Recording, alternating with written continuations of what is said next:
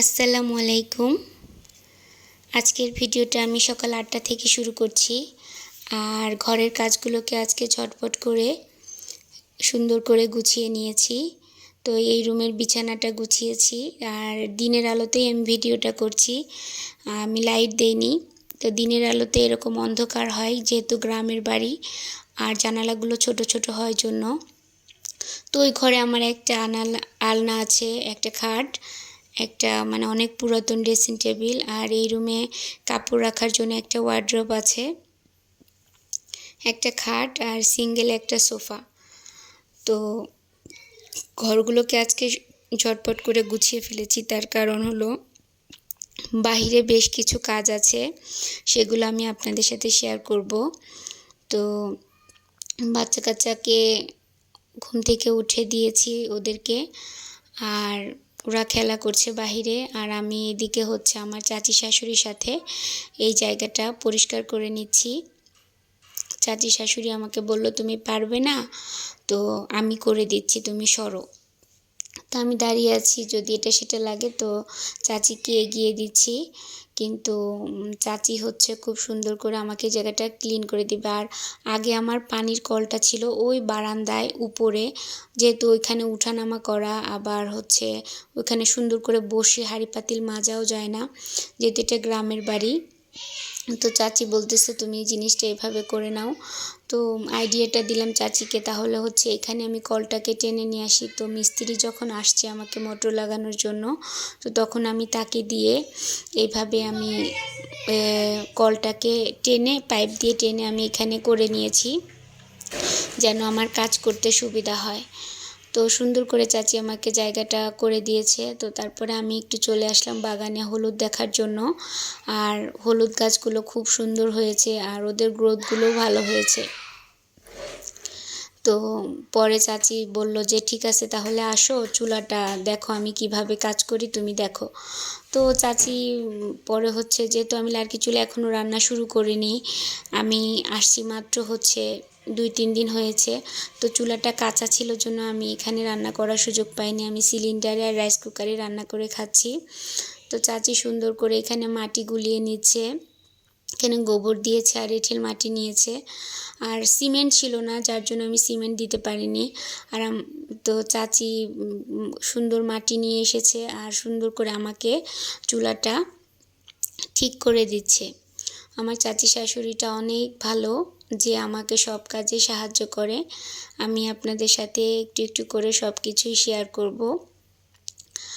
আর এই যে দেখেন কত সুন্দর করে চুলার পাড়টা সমান করে আমাকে পরিপাটি করে দিচ্ছে, যেহেতু আমি পারি না, ঢাকাতে থাকতাম আমরা, আর এখন আমার এখানেই থাকতে হবে, আর এখানকার পরিবেশটাকে আমাকে মানিয়ে নিতে হবে, শিখতে হবে, হয়তো বা কখনো আমাকেও করতে হতে পারে আমার নিজের কাজ যেহেতু।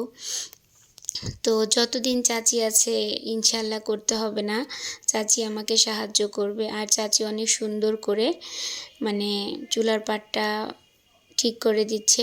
তো এই তো অনেক সুন্দর করে চাচি আমাকে লেপে পুছে পরিপাটি করে দিয়েছে। তো তারপরে এই যে চুলার পাশে কত সুন্দর করে একটা এইটা কি বলে, এই হলো পুঁইশাক গাছ। তো পুঁইশাকের একটা মাচা দিয়ে দিয়েছে আমার রান্নার চুলার পাশে একদম, আর অনেক সুন্দর লাগছে দেখতেও। তো এরকম দেশের বাড়িতে কার কার থাকতে ভালো লাগে অবশ্যই জানাবেন। আর আমি নতুন চুলায় জাল ধরাতে পারবো না জন্য আমার দাদি শাশুড়ি এসেছে আমাকে জাল ধরিয়ে দেওয়ার জন্য। তো অনেক কষ্ট হচ্ছিল জাল ধরানোর জন্য। তো পরে দাদি আমাকে সুন্দর করে জাল ধরিয়ে দিয়েছে, আর তারপরে রুটি বানাবো। তো আমি অল্প কাই করে নিয়েছি, কারণ আমরা মানুষ 3 জন, আর যদি খায় দাদি আমাকে সাহায্য করে দিচ্ছে, সে মুরব্বী মানুষ, তাকে তো দিতেই হবে। তো এই জন্য আমি 6-7টা রুটি বানিয়ে ফেলছি। তো তারপর আমি 2-1টা পরোটা বানিয়ে নিব, কারণ যেহেতু 6টা রুটি হয়েছে গোনা গোনা, পানিটা একদমই শুকিয়ে গিয়েছিল। তো আমি এখন সুন্দর করে রুটিগুলো বানিয়ে নিচ্ছি, আর রুটি বানাতে বানাতে দাদির সাথে অনেক গল্প করে নিচ্ছি যে বাড়িতে আমি কিভাবে কি করব। আমি নতুন এভাবে মানে চলে এসেছি হুট করে, এখন আমার আসলে কি করা উচিত।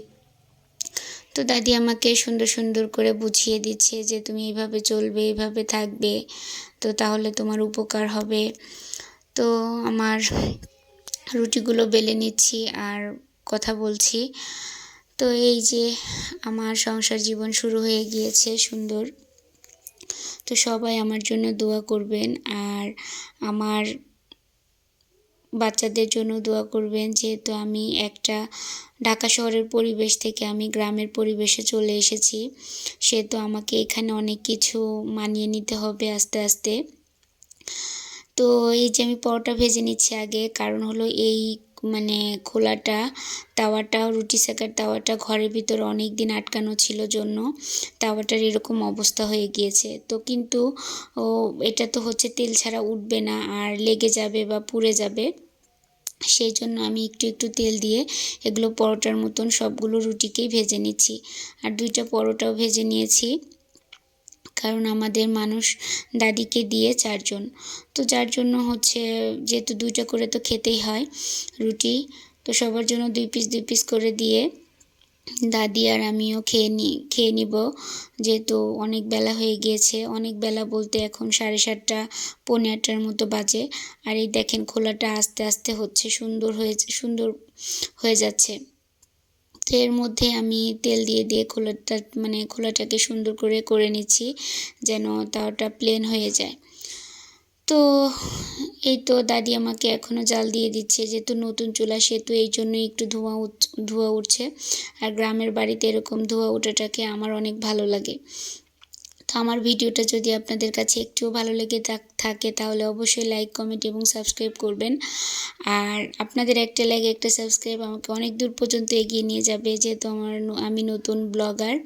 আর আমার ভিডিওতে যদি ভুল ত্রুটি হয়ে থাকে তাহলে অবশ্যই আমাকে আমার ক্ষমার দৃষ্টিতে দেখবেন, আর কমেন্টে অবশ্যই জানাবেন আমার ভুল ত্রুটিগুলো কোথায় হয়েছে। তো দাদিকে আমি তরকারির ঝোল দিয়ে খেতে দিয়েছি। দাদিকে মাছ দিতে চাইলাম, কিন্তু দাদি মাছ নিল না, বললো আমি কাটা বাছতে পারবো না। আমি ভাজি করিনি, রাতের তরকারি ছিল, ওগুলো দিয়েই আমরা হচ্ছে রুটি খাবো। আমিও খাচ্ছি, দাদিও খাচ্ছে। তো দাদির সাথে আমি একটু দুষ্টামি করছি যে দাদি দেখো তো খেয়ে যে আমার খাবারটা কেমন হয়েছে। তো দাদি খেয়ে বলতেছে যে হ্যাঁ অনেক